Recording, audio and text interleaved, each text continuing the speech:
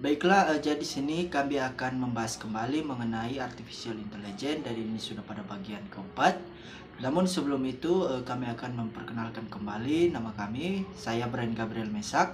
Dan saya Jumardin Wanimbo. Oke, kita langsung masuk saja pada slide yang pertama. Ya baik, jadi kami masuk langsung di slide pertama. Jadi di slide pertama ini ada pemodelan dalam MSS. Jadi nomor 1 model statistik analisis regresi.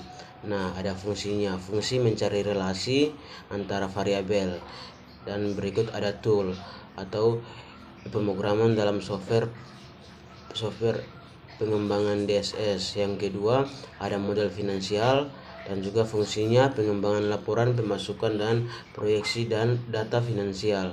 Yang berikut ada tipe itu semi terstruktur, ada bahasa ditulis dalam bahasa khusus DSS yaitu IFPS atau Interactive Financial Planning System. Nah, yang ketiga ada model optimasi. Nah, di model optimasi ini ada fungsinya yaitu menentukan pemilihan media menggunakan pendekatan linear programming, dan juga ada kebutuhannya itu antarmuka untuk berhubungan dengan software lain. Nah, yang berikut ada aspek dalam pemodelan. Nah, ini terbagi menjadi 3 bagian, yaitu identifikasi masalah, yaitu monitoring, scanning, dan interpretasi data yang terkumpul untuk memahami situasi. Yang kedua, memahami budaya organisasi dan proses pengambilan. Yang kedua ada analisis lingkungan. Terbagi menjadi 1, yaitu tentukan siapa yang membuat keputusan dan bagaimana tingkat sentralisasi dalam organisasi. Nah, yang ketiga ada kepahaman bersama. Nah, setiap pihak harus memiliki pemahaman yang sama terhadap masalah yang dihadapi. Nah, slide yang berikut. Nah, di sini ada 2 tabel. Nah, di sini ada berbagai jenis model, kategori, proses tujuan, teknik dan representatif.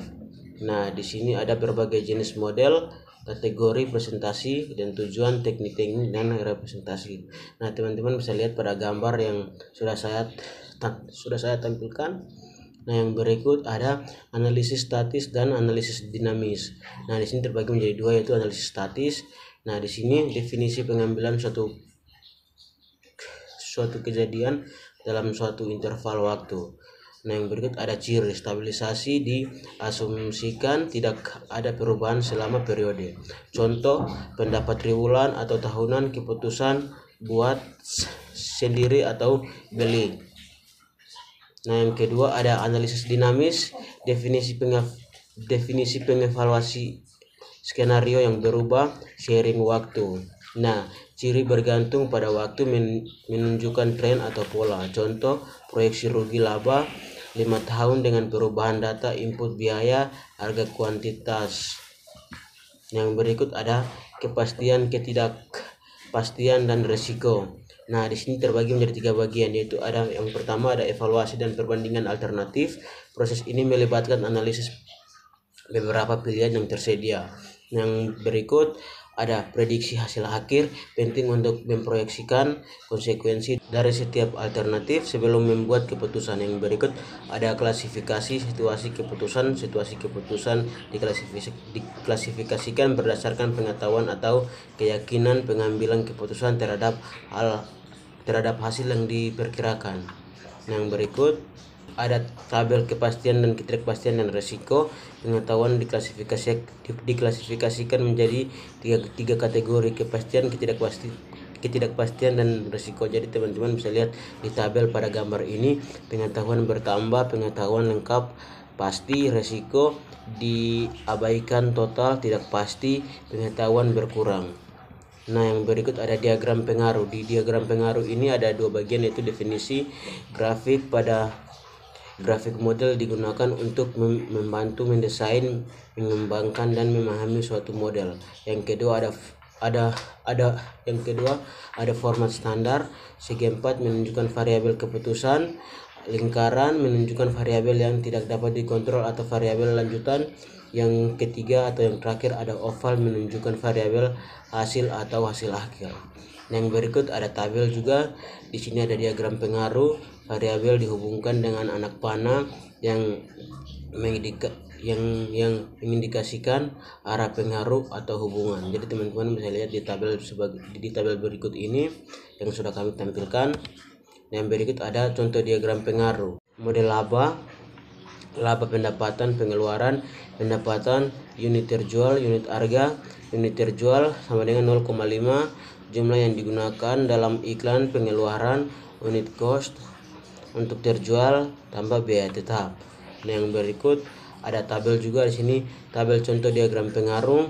Jadi teman-teman bisa lihat di tabel ini yang sudah kami tampilkan jumlah yang digunakan dan juga unit harga, unit terjual, biaya unit, biaya tata, dan juga pendapatan, pengeluaran, dan laba.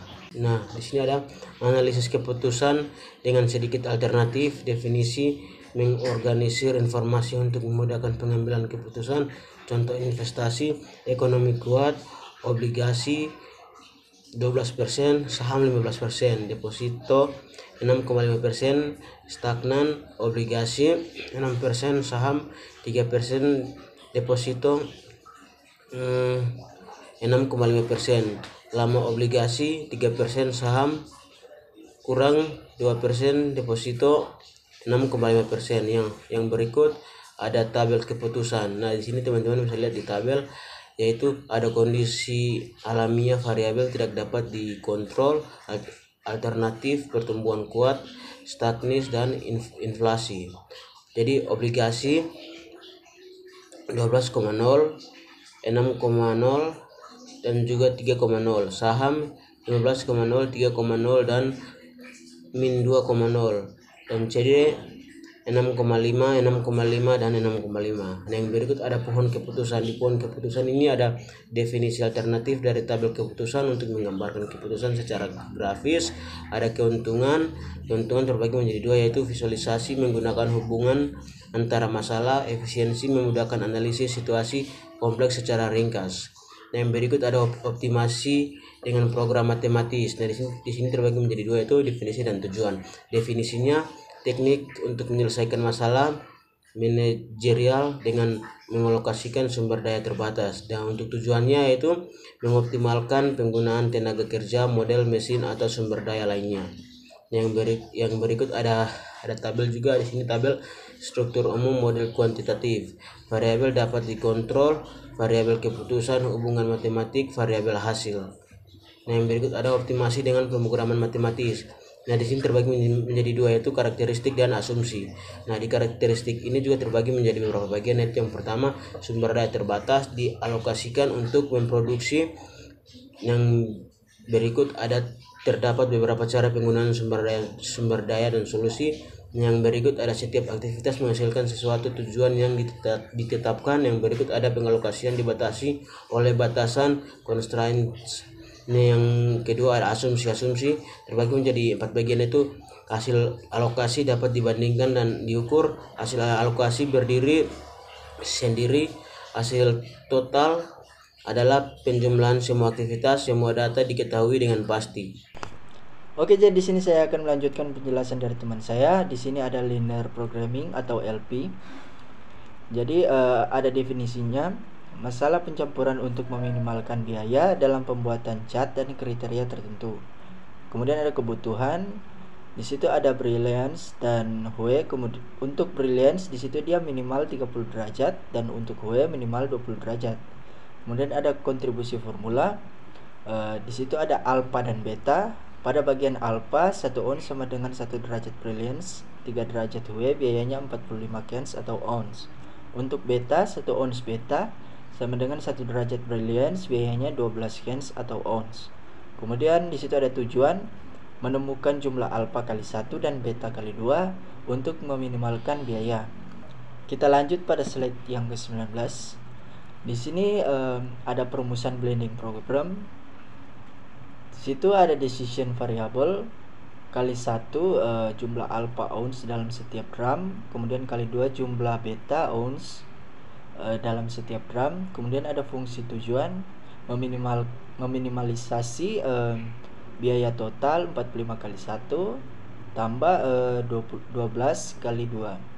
Kemudian ada batasan, tingkat brilliance minimal 30 derajat, alpha dan beta masing-masing meningkatkan brilliance 1 derajat per ounce. Kemudian ada Hue minimal 250 derajat, diatur oleh alpha 1 ounce sama dengan 3 derajat Hue. Di sini ada seperti contoh pada gambar, di sini ada rumusnya. Jadi untuk membuat level Hue paling tidak 250 derajat, efek dari alpha sendirian pada Hue dapat ditulis sebagai seperti di gambar ini. Oke, kita langsung next saja. Di sini juga ada rumusnya kembali, ada cost coefficient, ada decision variable, kemudian berdasarkan batasan-batasan linear, input output coefficient, dan kapasitas or recruitments. Kita lanjut ke slide 22. Di sini ada perumusan umum dan istilah. Jadi ada decision variable, nilai yang dicari dalam LP kali 1 kali 2 dan seterusnya. Kemudian objective function, fungsi linear yang digambarkan hubungan antara decision variable dengan tujuan yang ingin dioptimalkan, maksimal atau minimal. Kemudian ada optimis, menemukan nilai maksimal atau minimal dari fungsi tujuan. Kemudian ada koefisien, menunjukkan seberapa banyak fungsi tujuan berubah dengan setiap unit dari decision variable. Kemudian ada constraints. Di sini batasan dalam bentuk pertidaksamaan yang mengatur optimasi. Kemudian ada input output coefficient, menunjukkan pengguna resource dalam constraints. Kemudian ada kapasitas, ketersediaan resource yang ditentukan sebagai batas atas atau bawah dari constraints. Oke, kita lanjut pada slide yang ke-23. Di sini kembali ada gambar rumusnya. Di situ ada ringkasan blending problem diformulasikan seperti pada gambar ini. Kemudian ada solusi dihasilkan oleh komputer. Kita langsung next saja ke slide yang ke-24. Di situ ada teknik simulasi deskriptif, menjelaskan dan memprediksi karakteristik sistem dalam berbagai kondisi. Kemudian tujuannya untuk masalah kompleks yang sulit dioptimalkan dengan cara numerik atau MIS-LP. Kemudian pengambilan keputusan, memilih alternatif terbaik setelah memahami sistem. Oke, kita lanjut pada slide yang ke-25. Di sini ada keuntungan simulasi. Jadi simulasi adalah alat yang relatif dan mudah dan langsung diterapkan. Kemudian model simulasi menggabungkan hubungan dasar dan ketergantungannya untuk memecahkan masalah spesifik. Kemudian simulasi bersifat deskriptif, memungkinkan pertanyaan what if dan pendekatan trial and error yang cepat dan mudah. Kemudian memerlukan pemahaman mendalam tentang masalah untuk membangun model yang akurat. Oke, kita langsung next saja. Di sini masih pada bagian keuntungan simulasi. Manajer dapat melakukan eksperimen dengan berbagai variabel dan alternatif untuk menentukan solusi terbaik. Kemudian simulasi mengatasi variasi dalam masalah seperti inventory, staffing, dan perencanaan jangka panjang. Kemudian memungkinkan inklusi kompleksitas kehidupan nyata tanpa perlu menyederhanakan. Kemudian memberikan pengukuran kinerja langsung dari simulasi untuk evaluasi efektif. Oke, kita ke slide 27. Di sini ada kerugian simulasi. Jadi yang pertama, tidak menjamin solusi optimal. Hasil simulasi belum tentu solusi terbaik. Kemudian yang kedua, waktu dan biaya tinggi. Dia membangun model simulasi sering memakan waktu yang cukup lama dan mahal. Kemudian tidak dapat ditransfer. Dia solusi dari satu simulasi biasanya tidak dapat diterapkan pada masalah lain. Kemudian yang terakhir, solusi analitis terabaikan. Di situ simulasi yang mudah diterima bisa membuat solusi analitis optimal sering dilupakan. Di sini ada metodologi simulasi. Yang pertama, definisi masalah. Yang kedua, membangun model simulasi. Yang ketiga, testing dan validasi model. Yang keempat, desain percobaan. Yang kelima, melakukan percobaan. Yang keenam, evaluasi hasil. Dan yang terakhir, implementasi. Kita lanjut pada slide berikutnya. Di sini tipe-tipe simulasi. Yang pertama, simulasi probabilistik. Di situ dia menggunakan variabel probabilistik dengan distribusi acak, atau bisa dibilang discrete dan continue. Kemudian discrete dia adalah jumlah kejadian terbatas atau nilai tertentu, dan continue dia adalah jumlah kejadian terbatas, misal distribusi normal. Ada juga simulasi bergantung waktu versus tak bergantung waktu. Kemudian ada time independent, kejadian tidak perlu diketahui secara presisi, dan ada time dependent, kejadian harus diketahui secara presisi. Dan yang terakhir, simulasi visual. Jadi dia hasil simulasi ditampilkan secara grafis untuk memudahkan interaksi dan penyelesaian masalah. Oke, kita lanjut pada slide yang ke-30. Di sini dia ada percobaan dalam simulasi probabilistik. Jadi dia yang pertama, tentukan ukuran kinerja sistem yang diinginkan. Yang kedua, gambarkan sistem dan dapatkan distribusi probabilitas elemen probabilistik. Yang ketiga, bangun distribusi probabilistik kumulatif. Yang keempat, tentukan representasi bilangan terkait distribusi kumulatif. Kemudian yang kelima, di sini ambil contoh acak untuk setiap elemen probabilistik. Yang keenam, catat ukuran kinerja dan variannya.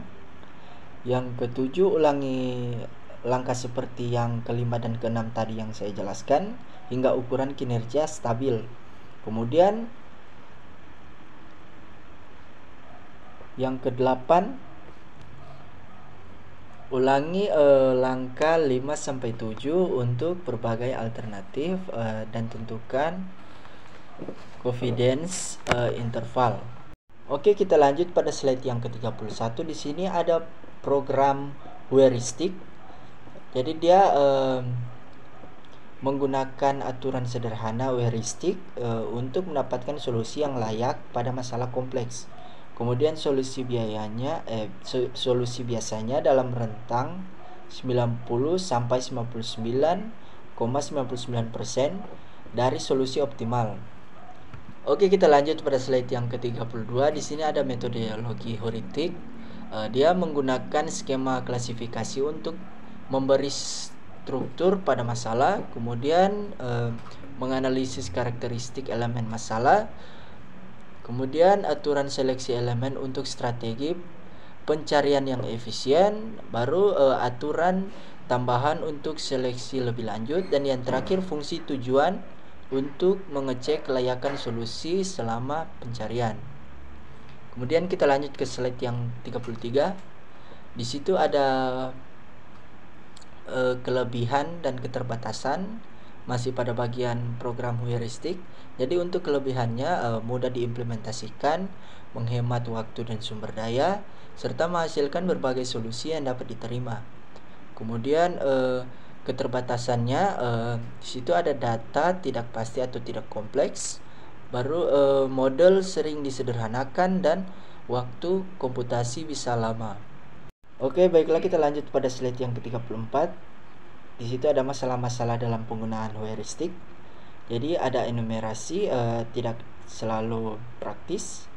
Jadi dia menimbang semua kombinasi sering tidak memungkinkan.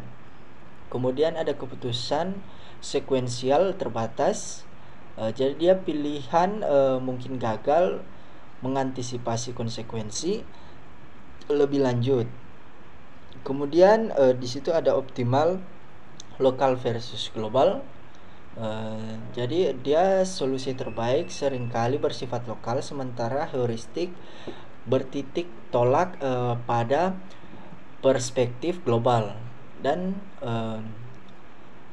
yang terakhir di sini ketergantungan sistem. Dia ketergantungan sistem antara bagian sistem bisa mempengaruhi hasil secara signifikan. Kita lanjut pada slide yang terakhir. Jadi kesimpulan dari materi ini yang saya dan teman saya bahas di sini.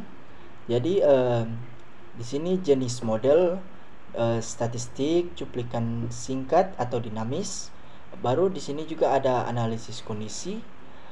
Cretain diutamakan, risiko atau uncertainty atau bisa dibilang dihindari. Kemudian ada manajemen model serupa dengan manajemen data. Kemudian tool optimasi program matematis dengan linear programming LP atau yang saya jelaskan tadi sebagai alat sederhana untuk alokasi optimal sumber daya. Kemudian ada simulasi digunakan untuk situasi kompleks, seringkali tidak menjamin solusi optimal. Kemudian program heuristik penyelesaian masalah atau seringkali kita bilang algoritma. Baru menggunakan rule of thumb. Jadi begitulah pembahasan kami mengenai materi tentang artificial intelligence. Sekian dan terima kasih.